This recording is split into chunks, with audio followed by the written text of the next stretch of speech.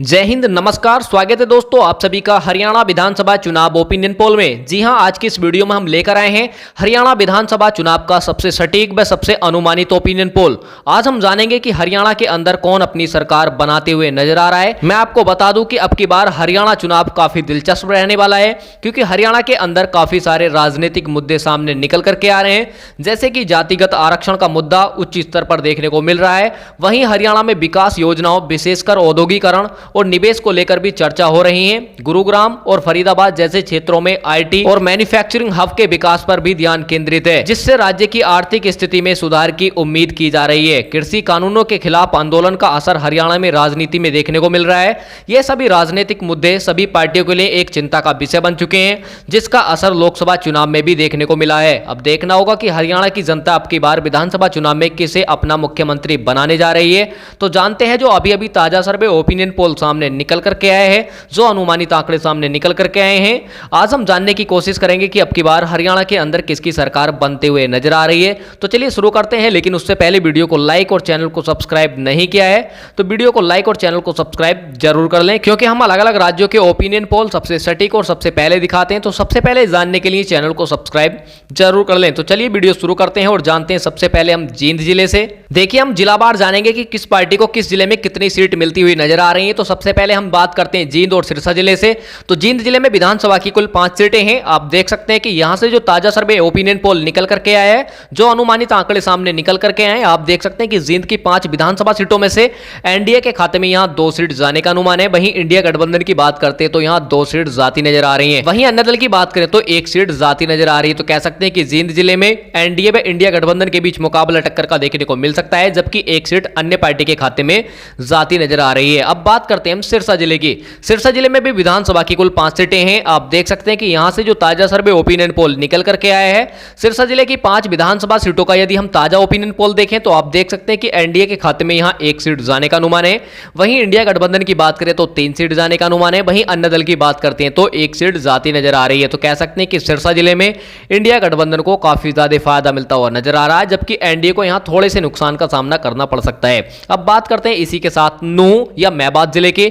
नूह या मेवात जिले में विधानसभा की कुल 3 सीटें हैं। आप देख सकते हैं कि यहां से जो ताजा सर्वे ओपिनियन पोल निकल करके आया है, यदि हम यहां का ताजा सर्वे ओपिनियन पोल देखें तो आप देख सकते हैं कि नूह या मेवात जिले की 3 विधानसभा सीटों में से एनडीए के खाते में यहां 1 सीट जाने का अनुमान है। वहीं इंडिया गठबंधन की बात करते हैं तो 2 सीट जाती नजर आ रही हैं। अन्य दल का यहां खाता खुलने की कोई संभावना नहीं है। अब बात करते हैं इसी के साथ चरखी दादर के। चरखी दादर में विधानसभा की कुल 2 सीटें हैं। आप देख सकते हैं कि चरखी दादर की 2 विधानसभा सीटों का ओपिनियन पोल देखें तो आप देख सकते हैं कि एनडीए के खाते में 1 सीट जाने का अनुमान है। वहीं इंडिया गठबंधन की बात करते हैं तो 1 सीट जाती नजर आ रही है। तो कह सकते हैं कि चरखी दादर में मुकाबला एनडीए और इंडिया गठबंधन के बीच बराबरी का देखने को मिल सकता है। अब बात करते हैं इसी के साथ पंचकुला जिले की। पंचकुला जिले में विधानसभा की कुल 2 सीटें आती हैं। आप देख सकते हैं कि यहां से जो लेटेस्ट सर्वे निकल करके आया है, देखा जा रहा है कि पंचकुला की 2 विधानसभा सीटों पर एनडीए के खाते में 1 सीट जाने का अनुमान है। वहीं इंडिया गठबंधन की बात करते हैं तो यहां 1 सीट जाती नजर आ रही है। तो कह सकते हैं कि पंचकुला जिले में मुकाबला टक्कर का देखने को मिल सकता है। अन्य दल का यहां खाता खुलने की कोई संभावना नहीं है। अब बात करते हैं कैथल जिले की। कैथल जिले में विधानसभा की कुल 4 सीटें हैं। आप देख सकते हैं कि यहां से जो ताजा सर्वे ओपिनियन पोल निकल करके आया है, जो अनुमानित आंकड़े सामने आए हैं, यदि हम कैथल जिले के अनुमानित आंकड़े देखें तो आप देख सकते हैं कि एनडीए के खाते में 2 सीट जाने का अनुमान है। वहीं इंडिया गठबंधन की बात करें तो 2 सीट जाती नजर आ रही है। तो कह सकते हैं कि एनडीए व इंडिया गठबंधन के बीच मुकाबला यहां भी क्या देखने को मिल सकता है, टक्कर का देखने को मिल सकता है, यानी कि बराबरी का मुकाबला देखा जा सकता है। अन्य दल का यहां खाता खुलने की कोई संभावना नहीं दिख रही है। अब बात करते हैं फरीदाबाद की। फरीदाबाद में विधानसभा की कुल 6 सीटें हैं। आप देख सकते हैं कि फरीदाबाद से जो ओपिनियन पोल निकल करके आया है, देखा जा रहा है कि फरीदाबाद की 6 विधानसभा सीटों में से एनडीए की बात करें तो 2 सीटें, वहीं इंडिया गठबंधन की बात करें तो 3 सीटें, व अन्य दल की बात करें तो 1 सीट जाती नजर आ रही है। तो कह सकते हैं कि फरीदाबाद में इंडिया गठबंधन को फायदा मिलता हुआ नजर आ रहा है। अब बात करते हैं कुरुक्षेत्र की। कुरुक्षेत्र में विधानसभा की कुल 4 सीटें हैं। यदि हम कुरुक्षेत्र का ताजा ओपिनियन पोल देखें तो आप देख सकते हैं कि यहां से जो अनुमानित आंकड़े सामने निकल करके आए हैं, देखा जा रहा है कि कुरुक्षेत्र की 4 विधानसभा सीटों में से एनडीए के खाते में 3 सीट जाने का अनुमान है। वहीं इंडिया गठबंधन की बात करें तो 1 सीट, वहीं अन्य दल की बात करते हैं तो यहां 0 सीट जाती दिख रही है। अब बात करते हैं अंबाला जिले की। अंबाला जिले में विधानसभा की कुल 4 सीटें हैं।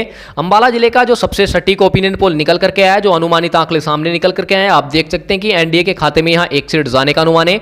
वहीं इंडिया गठबंधन की बात करें तो 3 सीट जाती नजर आ रही है। वहीं अन्य दल का खाता खुलने की कोई संभावना नहीं है। तो कह सकते हैं कि अंबाला जिले में इंडिया गठबंधन को काफी ज्यादा फायदा मिलता हुआ नजर आ रहा है। अब बात करते हैं गुड़गांव की। गुड़गांव जिले में विधानसभा की कुल 4 सीटें हैं। आप देख सकते हैं कि यहां से जो अनुमानित आंकड़े सामने निकल करके आए हैं, देखा जा रहा है कि गुड़गांव की 4 विधानसभा सीटों पर एनडीए व इंडिया गठबंधन के बीच मुकाबला टक्कर का देखने को मिल सकता है। अन्य दल का यहां खाता खुलने की कोई संभावना नहीं दिख रही है। अब बात करते हैं करनाल जिले की। करनाल जिले में विधानसभा की कुल 5 सीटें हैं। आप देख सकते हैं कि करनाल से जो ताजा सर्वे ओपिनियन पोल निकल करके आया है, जो अनुमानित आंकड़े सामने निकल करके आए हैं, आप देख सकते हैं कि एनडीए के खाते में करनाल जिले की 5 विधानसभा सीटों में से 3 सीटें जाती दिख रही हैं। वहीं इंडिया गठबंधन की बात करें तो 2 सीट जाती दिख रही हैं। अन्य दल का यहां भी खाता खुलता हुआ नजर नहीं आ रहा है। अब इसी के साथ बात करते हैं हिसार जिले की। हिसार जिले में विधानसभा की कुल 7 सीटें हैं। हिसार की यदि हम 7 विधानसभा सीटों का सबसे सटीक ओपिनियन पोल देखें तो आप देख सकते हैं कि एनडीए के खाते में यहां 2 सीट जाने का अनुमान है। वहीं इंडिया गठबंधन की बात करें तो 4 सीट जाने का अनुमान है। अन्य दल की बात करें तो 1 सीट जाती नजर आ रही है। तो कह सकते हैं कि हिसार जिले में इंडिया गठबंधन को काफी ज्यादा फायदा मिलता हुआ नजर आ रहा है। अब बात करते हैं फतेहाबाद की।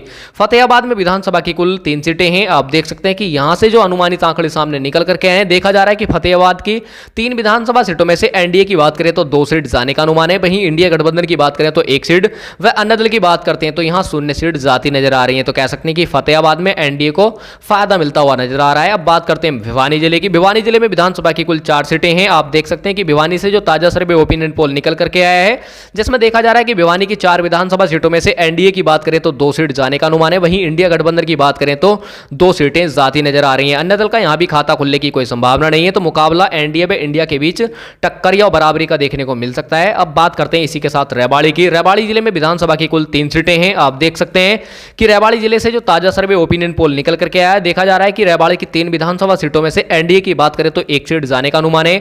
वहीं इंडिया गठबंधन की बात करती है तो 2 सीट जाने का अनुमान है। वहीं अन्य दल का यहां खाता खुलता हुआ नजर नहीं आ रहा है। आप देख सकते हैं कि रेवाड़ी जिले में इंडिया गठबंधन को फायदा मिलता हुआ नजर आ रहा है। अब बात करते हैं इसी के साथ सोनीपत की।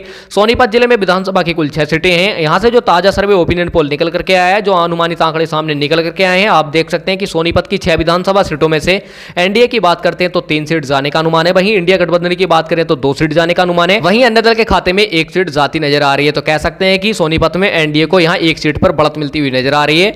अब बात करते हैं महेंद्रगढ़ की। महेंद्रगढ़ में विधानसभा की कुल 4 सीटें हैं। आप देख सकते हैं कि महेंद्रगढ़ से जो अनुमानित आंकड़े सामने निकल करके आए, देख सकते हैं कि एनडीए के खाते में यहां 2 सीट जाने का अनुमान है। वहीं इंडिया गठबंधन की बात करें तो 2 सीटें व अन्य दल की बात करते हैं तो यहां 0 सीट जाती दिख रही है। तो कह सकते हैं कि महेंद्रगढ़ में एनडीए व इंडिया गठबंधन के बीच मुकाबला टक्कर का देखने को मिल सकता है। अब बात करते हैं इसी के साथ रोहतक के।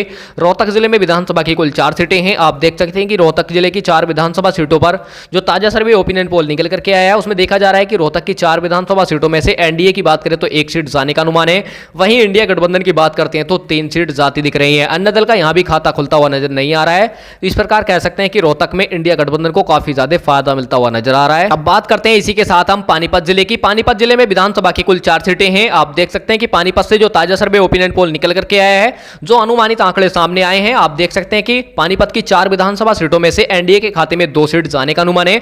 वहीं इंडिया गठबंधन की बात करती है तो 2 सीट जाती नजर आ रही है। अन्य दल का यहां भी खाता खुलता हुआ नजर नहीं आ रहा। तो कह सकते हैं कि पानीपत जिले में एनडीए व इंडिया गठबंधन के बीच मुकाबला टक्कर का देखने को मिल सकता है। अब इसी के साथ बात करते हैं यमुनानगर की। यमुनानगर में विधानसभा की कुल 4 सीटें हैं। आप देख सकते हैं कि यमुनानगर से जो ताजा सर्वे ओपिनियन पोल निकल करके आया है, यमुनानगर की 4 विधानसभा सीटों में से यदि हम बात करते हैं एनडीए की, तो एनडीए के खाते में 1 सीट जाने का अनुमान है। वहीं इंडिया गठबंधन की बात करें तो 2 सीट जाने का अनुमान है।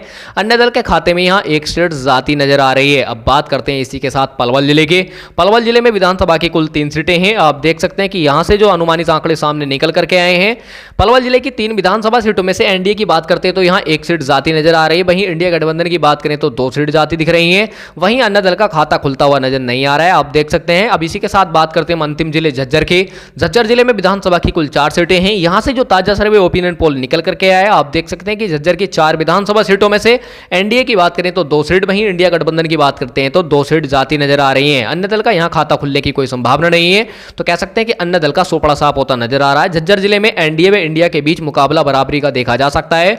इस प्रकार हमने हरियाणा की सभी 90 विधानसभा सीटों का सबसे सटीक व सबसे अनुमानित ओपिनियन पोल जाना। आप देख सकते हैं कि यहां एनडीए के खाते में 38 सीट जाने का अनुमान है। वहीं इंडिया गठबंधन की बात करें तो 46 सीट व अन्य दलों की बात करें तो यहां 6 सीटें जाती नजर आ रही हैं। और मैं आपको जानकारी के लिए बता दूं कि हरियाणा में किसी भी पार्टी या किसी भी गठबंधन को पूर्ण बहुमत की सरकार बनाने के लिए 46 सीटें जीतने की आवश्यकता होती है। जिस पार्टी के पास 46 सीटें या उससे अधिक सीटें होती हैं, वही पार्टी हरियाणा में अपनी सरकार बनाती है।